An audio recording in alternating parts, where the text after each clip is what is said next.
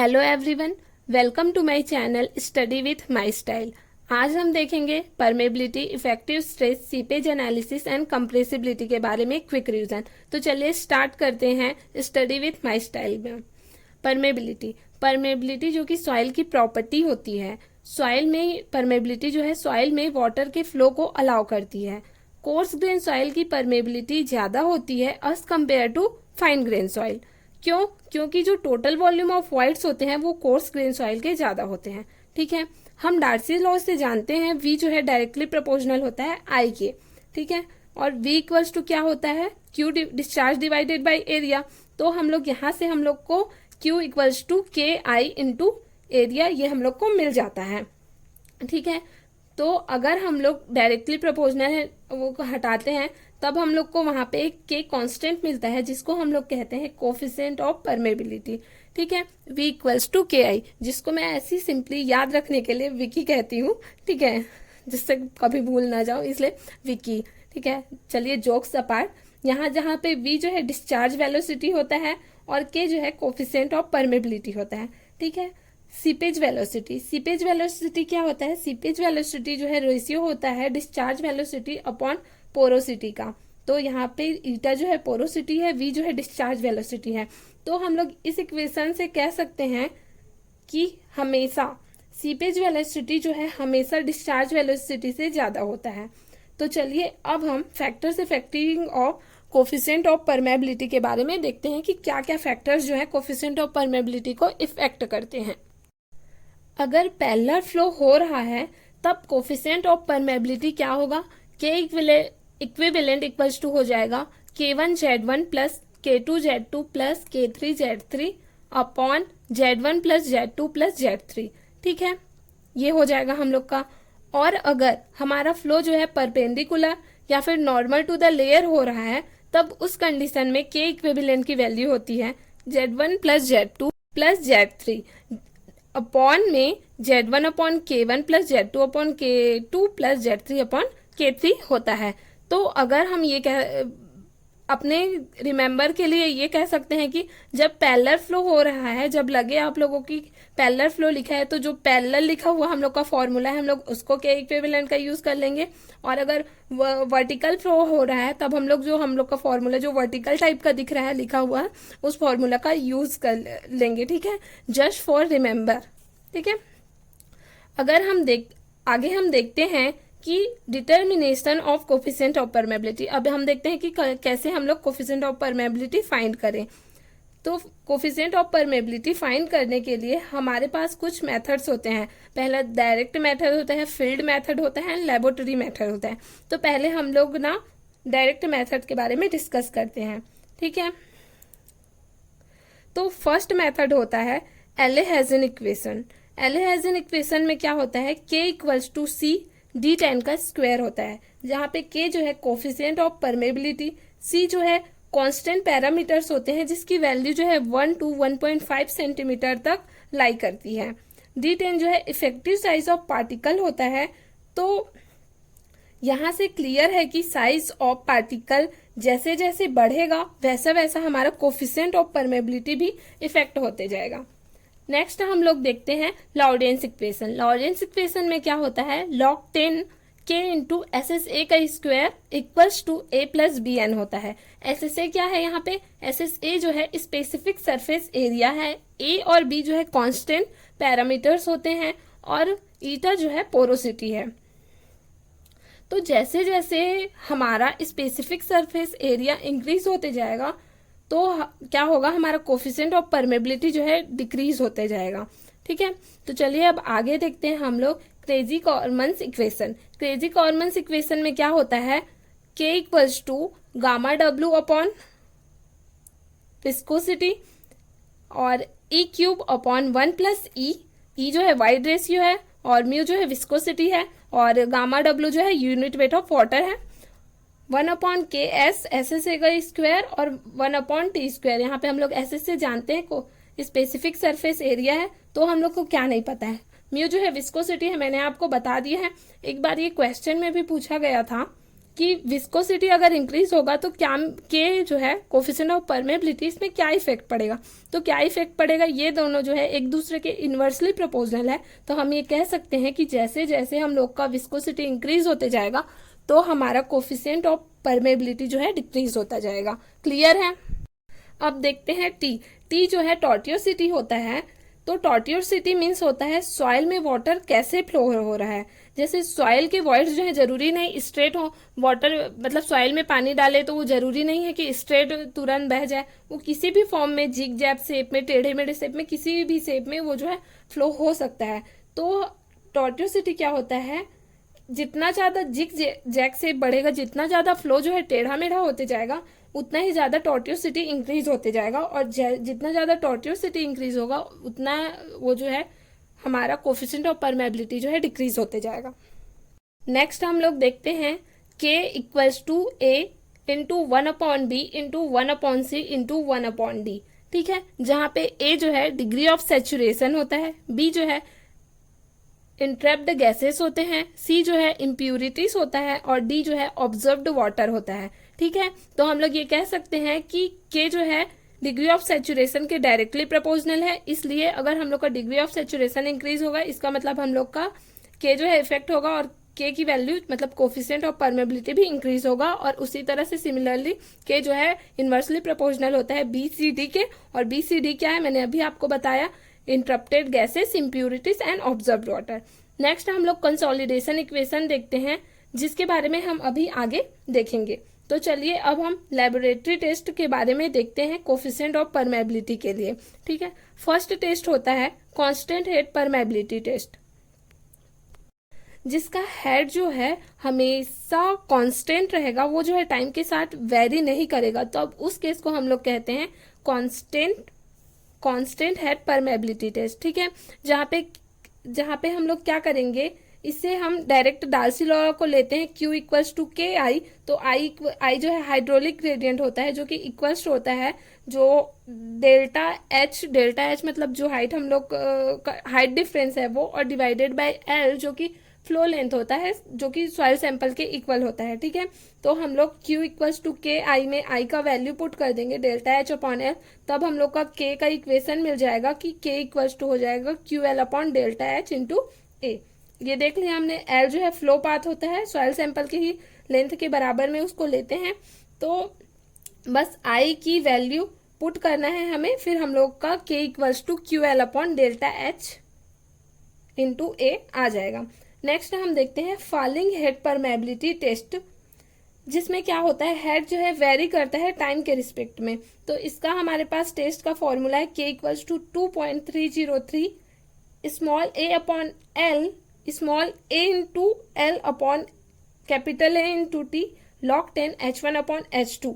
ठीक है, तो T इक्वल्स टू होता है, T जो है यहाँ पे टाइम है, तो T इक्वल्स टू क्या होता है, T2 अपॉन T1। H1 और H2 के जो हाइट है उसके रिस्पेक्ट में हम का मतलब टाइम के रिस्पेक्ट में H1 और H2 को लेते हैं हम लोग। ठीक है, स्मॉल a जो है area of cross section of tube होता है, और कैपिटल A जो है एरिया ऑफ सॉइल सैंपल का क्रॉस सेक्शन होता है। ठीक है, नेक्स्ट हम लोग देखते हैं horizontal capillary permeability test. Horizontal capillary permeability test का हम लोग का फॉर्मूला होता है x2 square minus x1 square upon T2 minus T1 equals to 2KU upon S theta into H0 plus SC, जहाँ पे SC जो है कैपिलरी राइज होता है।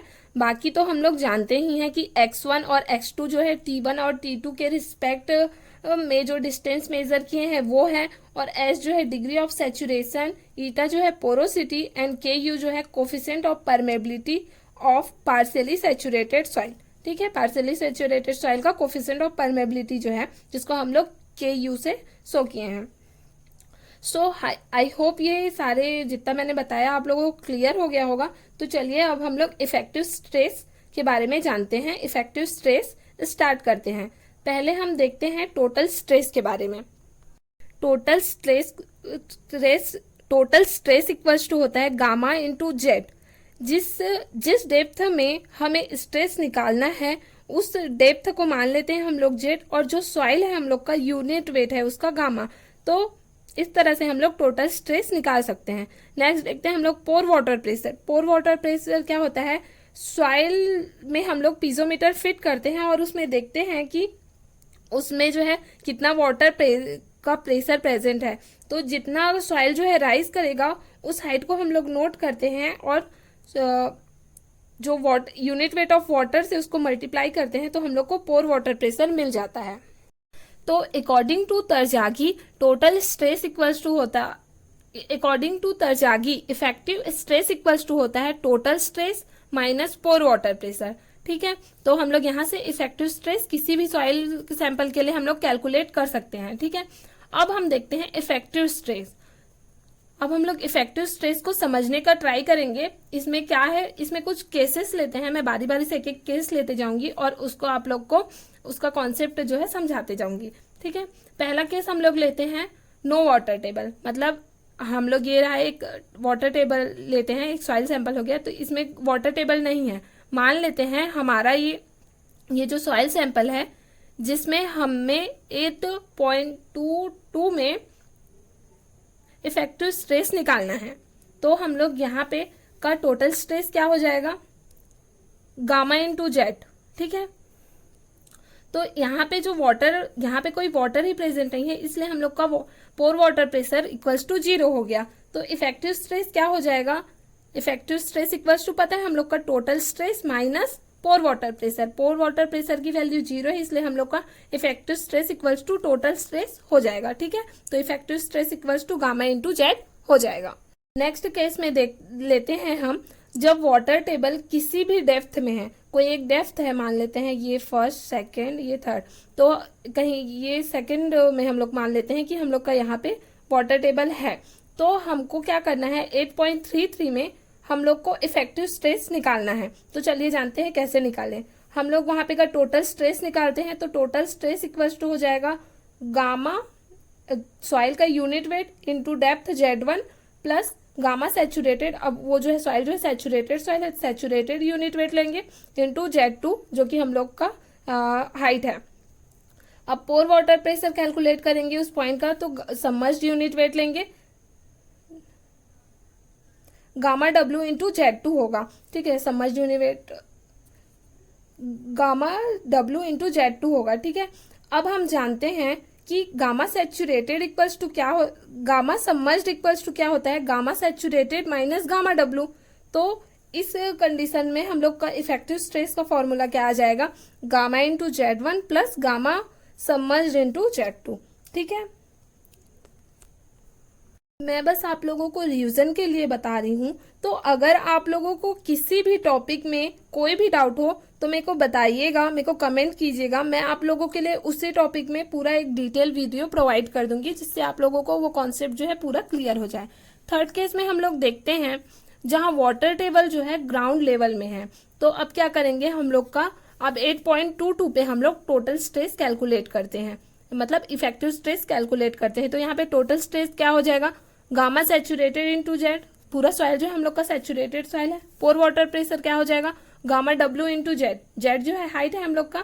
तो अब हम लोग इफेक्टिव स्ट्रेस निकालेंगे, क्या करेंगे, total stress minus pore water pressure. तो total stress minus pore water करेंगे तो gamma saturated minus gamma W equals to हमको पता है क्या होता है, गामा सबमर्ज। तो हम लोग का इफेक्टिव स्ट्रेस आ जाएगा गामा सबमर्ज इंटू जेड। ठीक है, नेक्स्ट हम लोग देखते हैं capillary in soil. Capillary height को हम लोग HC से डिनोट करते हैं। तो हम लोग का कैपिलरी हाइट क्या आ जाएगा, 4 tau S upon gamma W into D. Tau S जो है वहां पे का स्ट्रेस है और गामा W जो है हम लोग का यूनिट वेट ऑफ वाटर, ये जो है डाया ऑफ सॉइल पार्टिकल का डाया है। ठीक है, एज पर हेजन इक्वेशन के अकॉर्डिंग क्या होता है, HC equals to C upon ED10, जहाँ पे C जो है एक कांस्टेंट कोफिशिएंट होता है जिसका वैल्यू जो है 1 से 1.5 सेंटीमीटर स्क्वायर के बीच में वेरी करता है। E जो है हमको पता है वाइड रेशियो होता है। और इफेक्टिव स्ट्रेस में अगर हम लोग कैपिलरी इफेक्ट देखना चाहें ठीक है। इफेक्टिव स्ट्रेस में अगर हम लोग कैपिलरी इफेक्ट देखेंगे तो कैपिलरी राइज जैसे जैसे इंक्रीज होते जाएगा वैसे वैसे हमारा इफेक्टिव स्ट्रेस भी इंक्रीज होते जाता है। तो चलिए, आप लोगों को इतना बात तो क्लियर हो गया। अब हम देखते हैं सीपेज एनालिसिस के बारे में। सीपेज मीन्स होता है फ्लो ऑफ वाटर। तो मैंने कहा था कि परमेबिलिटी मीन्स भी होता है फ्लो ऑफ वाटर। तो देखिए, सीपेज क्या है, एक प्रोसेस है। सीपेज जो है, फ्लो ऑफ वाटर वो जो हो रहा है वो एक प्रोसेस है। बट परमेबिलिटी क्या है, परमेबिलिटी जो है सॉइल की प्रॉपर्टी है। तो आप लोगों को सीपेज और परमेबिलिटी क्लियर हो गया। सीपेज प्रेशर इक्वल टू होता है H into gamma W and seepage force equal to होता है I gamma W into volume. ठीक है। अब हम देखते हैं कि सीपेज इफेक्टिव स्ट्रेस में क्या इफेक्ट पहुंचाता है। फर्स्ट कंडीशन हम लोग लेते हैं, नो फ्लो कंडीशन है, मतलब फ्लो नहीं हो रहा है। ठीक है। जब हेड लॉस ही नहीं रहेगा, हेड लॉस नहीं है, हेड लॉस 0 है, तो हेड लॉस अगर नहीं है मतलब फ्लो नहीं हो सकता। तो इफेक्टिव स्ट्रेस इक्वल्स टू हो जाएगा गामा सबमर्ज्ड इंटू एच जो है हाइट है। सेकेंड देखते हैं हम लोग डाउनवर्ड फ्लो कंडीशन। ठीक है, जहां पे इफेक्टिव स्ट्रेस इक्वल्स टू होता है gamma submerged into height H plus H into gamma W. ठीक है। थर्ड देखते हैं हम लोग अपवर्ड फ्लो कंडीशन, जहां इफेक्टिव स्ट्रेस इक्वल्स टू होता है gamma submerged H minus H into gamma W. ठीक है। आगे हम लोग देखते हैं क्विक सैंड कंडीशन के बारे में, जिसे पाइपिंग फेलियर भी कहते हैं। तो हम लोग जानते हैं क्विक सैंड कंडीशन को हम लोग तो पहले आईसी से डिनोट कर देते हैं। ठीक है। आईसी क्या होता है, critical hydraulic gradient. Critical hydraulic gradient equals to क्या होता है, gamma submerged upon gamma W हम लोग को मिलता है। तो अगर हम लोग को पता है गामा सबमर्ज्ड का फॉर्मूला क्या होता है, G-1 upon 1 plus E into gamma W. ठीक है, यूनिट वेट ऑफ वाटर। तो यूनिट वेट ऑफ वाटर से unit weight of water cut जाएगा, तब हम लोग का क्या हो जाएगा, आईसी की value G-1 upon 1 plus E। Clear है। तो हम लोग ये कह सकते हैं। अब हम लोग क्या करेंगे, इससे गेट में प्रीवियस क्वेश्चंस आए हुए हैं, तो आप लोग इससे फॉर्मूला को याद रखिएगा कि critical hydraulic gradient equals to होता है G-1 अपॉन 1 प्लस E, जहां पे G जो है स्पेसिफिक ग्रेविटी, E जो है वाइड रेशियो है। ठीक है। क्रिटिकल हाइड्रोलिक ग्रेडियंट को हम लोग, आईसी को हम लोग क्रिटिकल हाइड्रोलिक ग्रेडियंट कहते हैं। ठीक है। इसको हम लोग क्या है, बस्टिंग ग्रेडियंट के नाम से भी जानते हैं, इसे बस्टिंग ग्रेडियंट भी कहते हैं। तो अगर सॉइल का hydraulic gradient critical hydraulic gradient से कम है, तो उस कंडीशन में हम लोग कह सकते हैं कि हमारा डैम वगैरह जो है वो जो है सेफ कंडीशन में है। या हम ये भी कह सकते हैं कि वहां पे कोई भी पाइपिंग फेलियर वगैरह नहीं हो रहा है। और अगर हम लोग का जो क्रिटिकल हाइड्रोलिक ग्रेडियंट है वो हाइड्रोलिक ग्रेडियंट के बराबर है, तब हम लोग बोल सकते हैं कि ये क्रिटिकल कंडीशन है, मतलब एक्सट्रीम कंडीशन है। इससे आगे जाएंगे तो हमारा जो कोई भी स्ट्रक्चर है, डैम है, वो जो है फेल हो सकता है, वहां पे पाइपिंग फेलियर स्टार्ट हो जाएगा। और अगर hydraulic gradient critical hydraulic gradient से ज्यादा हो जाएगा, तो हम वहां पे पाइपिंग फेलियर हो गया, ये समझ सकते हैं। ठीक है। इसलिए हम लोग ट्राई करते हैं कि किसी भी स्ट्रक्चर या डैम में ये कंडीशंस जो है आने ही ना दें। ठीक है। तो इसके लिए हम फैक्टर ऑफ सेफ्टी निकाल सकते हैं, जो कि हम लोग critical hydraulic gradient divided by hydraulic gradient करके हम लोग वहां पे फैक्टर ऑफ सेफ्टी लगा सकते हैं, जिससे कि हमारा जो है स्ट्रक्चर जो है फ्यूचर के लिए भी सेफ रहे। नेक्स्ट अब हम लोग देखते हैं लाप्लास इक्वेशन। पहले हम लोग देखते हैं Laplace equation for isotropic soil, जहां पे कोफिशिएंट ऑफ परमेबिलिटी हर एक पॉइंट में सेम होता है, जैसे हर एक डायरेक्शन में सेम है। 2D के ले तो KX equals to KY equals to K ही ले सकते हैं। अगर 3D के ले तो KX equals to KY equals to KZ, मतलब हर एक डायरेक्शन में हम लोग का कोफिशिएंट ऑफ परमेबिलिटी की वैल्यू सेम है, चेंज नहीं हो रही है। ठीक है। तो इस कंडीशन में हम लोग हम डिस्चार्ज Q की वैल्यू जो है लिख सकते हैं, Q equals to K delta H NF अपॉन ND। इस इक्वेशन से हम लोग फाइंड कर सकते हैं डिस्चार्ज की वैल्यू। ठीक है। NF अपॉन ND को हम लोग सेफ फैक्टर भी कहते हैं, जहाँ पे NF जो है नंबर ऑफ फ्लो चैनल्स होते हैं और ND जो है नंबर ऑफ ड्रॉप्स होते हैं। और अगर ऐसा सॉइल है जहाँ पे कोफिशिएंट ऑफ परमेबिलिटी की वैल्यू जो है वेरी कर रही है हर डायरेक्शन में, जैसे कि अगर 2D का केस है तो kx इक्वल्स टू ky नहीं हो रहा है, ठीक है, तब हम लोग क्या करेंगे, उस केस में हम लोग डिस्चार्ज की वैल्यू निकालने के लिए कुछ इस फॉर्मूला का यूज करेंगे, q equals to under root K X into K Y delta H N F upon N D. तो under root K X into K Y क्या है, इक्विवेलेंट कोफिशिएंट ऑफ परमेबिलिटी, जो कि हम लोग 2D के लिए यूज करते हैं। और अगर 3D का केस है हम लोग का, तो हम लोग under root K X into K Y into के जेड लिख सकते हैं। इस तरह से हम लोग यहाँ पे डिस्चार्ज की वैल्यू एनिसोट्रॉपिक सॉइल के लिए भी निकाल सकते हैं। नेक्स्ट हम लोग देखते हैं कि अगर हम लोग का सॉइल जो है डिफरेंट डिफरेंट मीडिया में फ्लो हो रहा है, मतलब कि अगर मान लीजिए ये हमारा सॉइल सैंपल 1 है और ये हम लोग का सॉइल सैंपल 2 है, ठीक है, तो यहाँ से हम लोग को वाटर फ्लो होने के लिए एक स्ट्रेट डायरेक्शन में फ्लो ना हो करके वो कुछ इंक्लाइन फ्लो होता है। तो जो इंक्लाइन फ्लो हो रहा है उसको हम लोग मान लेते हैं कि α1 और α2 एंगल से वो इंक्लाइंड है। तो इस कंडीशन में हम लोग क्या करते हैं, कोफिशिएंट ऑफ परमेबिलिटी को निकालने के लिए हमारे पास एक रिलेशन होता है k1 upon k2 equals to 10α1 upon 10α2। इस इक्वेशन की हेल्प से, इस रिलेशन की हेल्प से हम लोग किसी की भी कोफिशिएंट की वैल्यू अगर एक का पता है तो हम लोग दूसरे का निकाल सकते हैं, ठीक है। अब देखते हैं स्पेसिफिक यील्ड, जो कि होता है, जो कि रेशियो होता है चेंज इन स्टोरेज अपॉन टोटल वॉल्यूम का, और स्पेसिफिक रिटेंशन जो कि रेशियो होता है volume of water retained upon total volume का। जनरली एक्यूफर वगैरह के लिए इसको यूज करते हैं कि हमने कितना उसमें स्टोरेज चेंज हुआ है, या फिर टोटल कितना वाटर वहां पे था, कितना वाटर को हम लोग बाहर निकाले, उसको हम लोग वॉल्यूम, बाहर निकालने के बाद कितना बचा तो उसको वॉल्यूम ऑफ वाटर रिटेन करके बोल सकते हैं। तो इससे हम लोग का होता है specific yield plus specific retention को जोड़ने पर हमको क्या मिलता है, ईटा, ईटा जो कि पोरोसिटी होगा, ठीक है। तो चलिए अब हम लोग आगे बढ़ते हैं और देखते हैं कंप्रेसिबिलिटी के बारे में। क्या होता है कंप्रेसिबिलिटी, इसको अब हम लोग समझते हैं। हम पहले देखते हैं कंसोलिडेशन, ठीक है। तो हम लोग पहले देखते हैं ओसीसी और NCC soil. OCC over consolidated clay soil, NCC जो कि होता है नॉर्मली कंसोलिडेटेड क्ले सॉइल। पहले हम देखते हैं ओसीसी सॉइल। ओसीसी सॉइल हम तब कहेंगे जब प्रेजेंट में इफेक्टिव स्ट्रेस कम हो और पास्ट के कंपैरिजन में, जैसे कि हमारा प्रेजेंट में इफेक्टिव स्ट्रेस ज्यादा है एज कंपेयर टू पास्ट, ठीक है, तब हम लोग उसको बोलेंगे ओसीसी सॉइल। हम ये भी कह सकते हैं कि ओसीसी लेस कंप्रेसिबल सॉइल होता है। और अगर प्रेजेंट में इफेक्टिव स्ट्रेस ज्यादा आए पास्ट के कंपैरिजन में, तो हम लोग उसे एनसीसी सॉइल कहेंगे। और ये भी क्लियर है कि एनसीसी सॉइल जो है मोर कंप्रेसिबल सॉइल होता है, या फिर एनसीसी सॉइल को मोर कंप्रेसिबल सॉइल भी कहते हैं, ठीक है।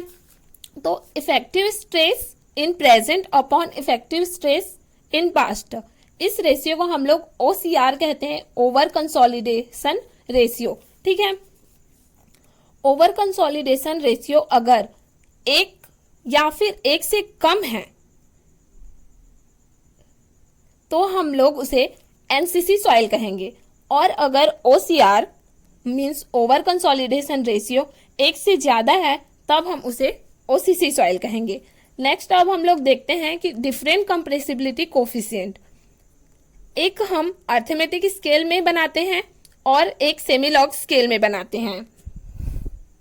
तो अर्थमेटिक स्केल में हमारे पास कोफिशिएंट ऑफ कंप्रेसिबिलिटी होता है जो कि delta E upon delta sigma bar होता है, जहां पे delta E change in void ratio and delta sigma bar जो है चेंज इन इफेक्टिव स्ट्रेस है, जो कि मीटर स्क्वायर पर किलो न्यूटन में होता है।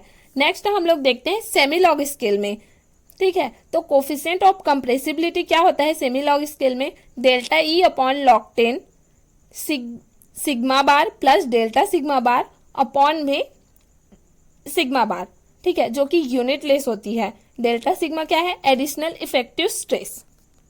और रिकम्प्रेशन इंडेक्स जो जिसे हम लोग सीआर से डिनोट करते हैं, जो कि होता है delta E upon log 10 sigma 1 plus delta sigma upon sigma 1 same होता है।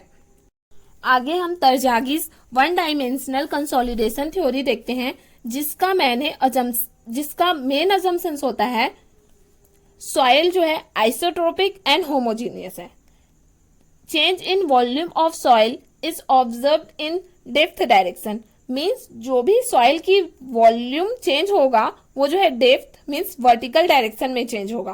Plastic readjustment of solids is ignored. इसका मतलब है कि जो भी प्लास्टिक रीएडजस्टमेंट होगा सॉइल में उसको हम लोग जो है कंसिडर नहीं करेंगे। तो ये कुछ मेन अजम्पशंस थे तरजागी के द्वारा। तो उन्होंने उसके बाद बताया कि coefficient of consolidation equals to होता है K upon M V into gamma W, जहाँ पे के क्या है हमको पता है, कोफिशिएंट ऑफ परमेबिलिटी है, ठीक है। और जो है जिसको हम लोग कुछ इस टाइप से लिखते हैं K equals to C V M V into gamma W. K बताया मैंने अभी coefficient of permeability, M V क्या होता है, कोफिशिएंट ऑफ कंप्रेसिबिलिटी, या फिर इसे को कहते हैं coefficient of volume compressibility. Gamma W पता है हम लोग को यूनिट वेट ऑफ वाटर, जहां हमें एम वी इक्वल्स टू होता है delta E upon delta sigma bar 1 plus E nought, जहाँ पे delta E change in void ratio, delta sigma bar जो है change in effective stress and E nought जो है इनिशियल वाइड रेशियो है। और यहाँ पे हम लोग ये भी लिख सकते हैं E C equals to 1 upon M V. इसका ई सी क्या है, यहाँ पे कंप्रेशन मॉड्यूलस होता है जो कि kilo newton per metre square में होता है। नेक्स्ट हम लोग देखते हैं डिग्री ऑफ कंसोलिडेशन, जिसको हम लोग यू से शो करते हैं।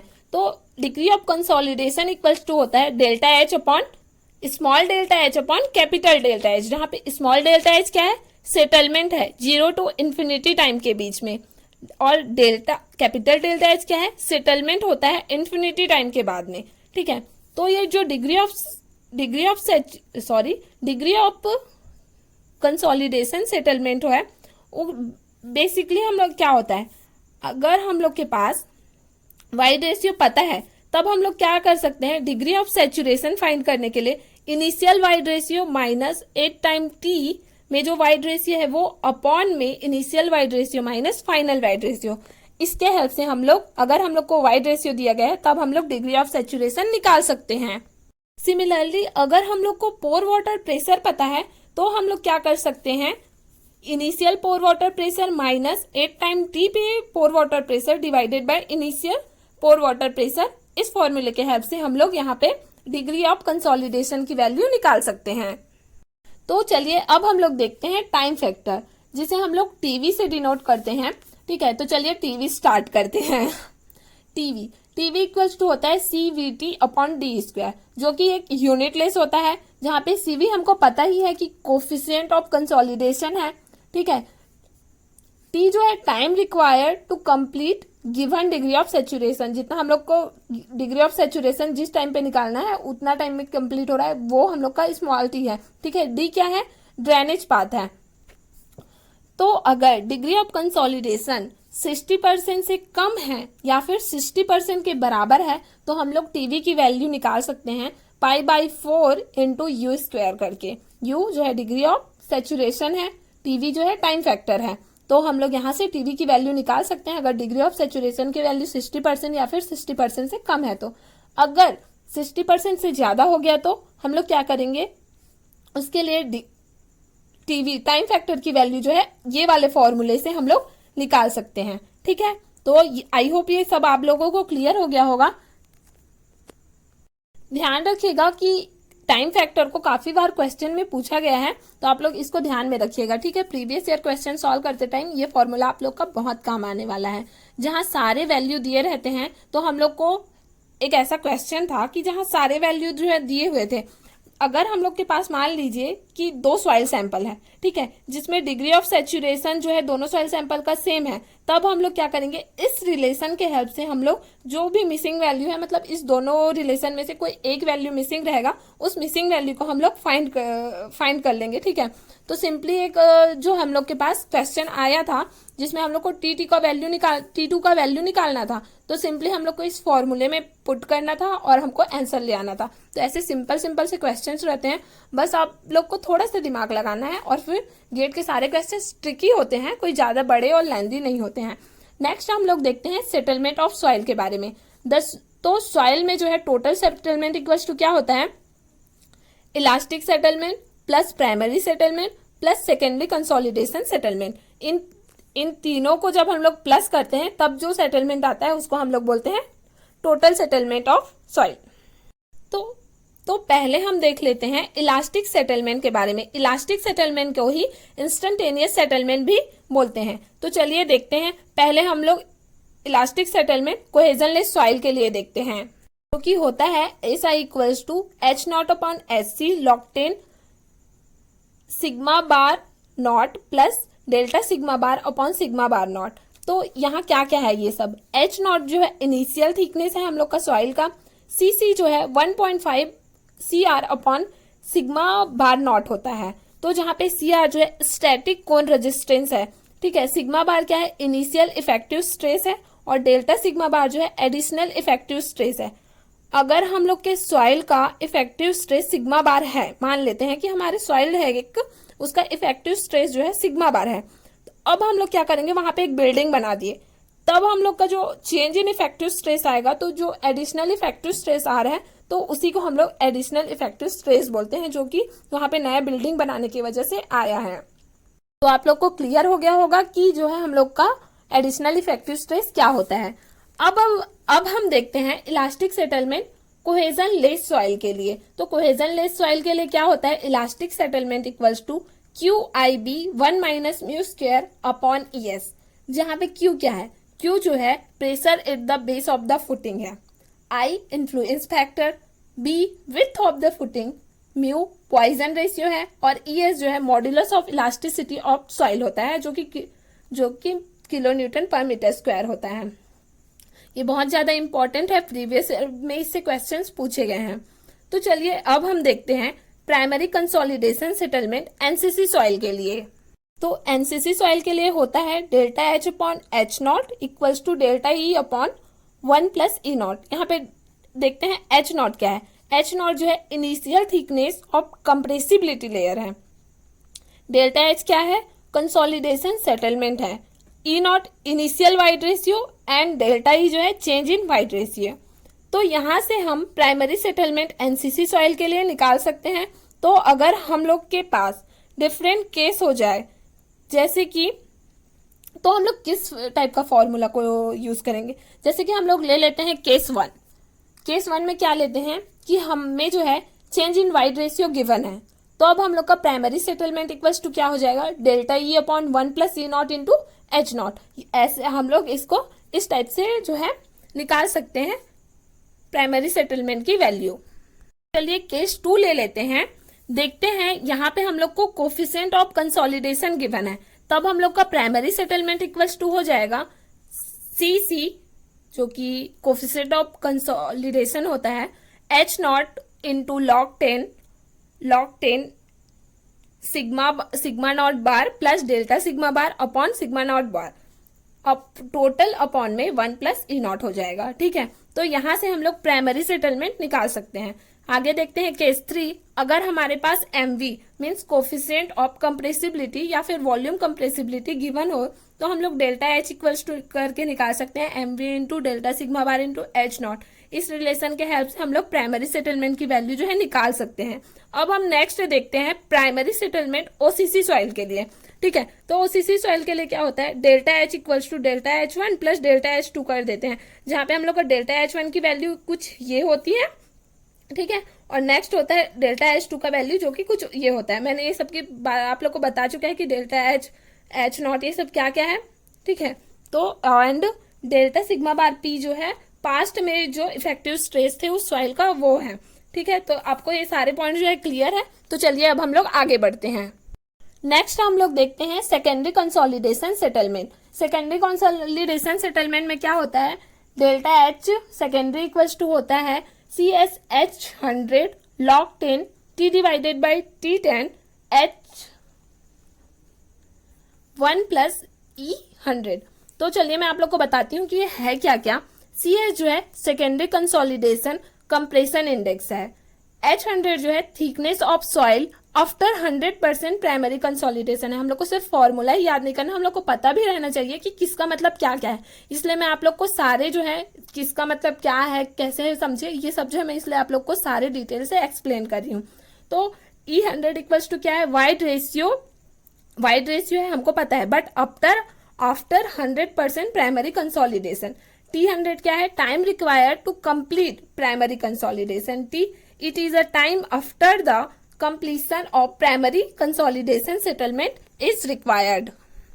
So I hope ये जो लेक्चर है आप लोगों को क्लियर हुआ होगा. आप लोगों को अगर कोई भी डाउट है तो मेरे को बताइए, मैं ट्राई करूंगी कि आप लोग का जो डाउट है वो क्लियर कर सकूं. और अगर आप लोगों को ये जो लेक्चर है मेरा उसका अगर नोट्स चाहिए तो आप मेरे टेलीग्राम चैनल में जाकर इसे डाउनलोड कर सकते हैं. ठीक है, और ये लेक्चर का जो है मैं वहां प्रोवाइड करा दूंगी, आप लोग वहां से ले लीजिएगा. मेरे टेलीग्राम चैनल से नीचे मैंने डिस्क्रिप्शन में लिंक दिया है, आप वहां से चले जाइएगा. अगर आप लोगों को किसी भी टॉपिक में, अगर ये जो शॉर्टकट में मैं बता रही हूँ, मीन्स क्विक रीजन करा रही हूँ, इसमें अगर किसी भी टॉपिक में आप लोगों को डाउट हो और उसमें आप लोग को एक डिटेल वीडियो चाहिए तो मेरे को नीचे कमेंट करो. मैं आप लोगों को ट्राई करूंगी कि उसमें जो है आप लोग को डिटेल वीडियो प्रोवाइड कर सकूं. तो thank you for watching and thank you for your supporting study with my style. Study healthy and cheerfully. Thank you.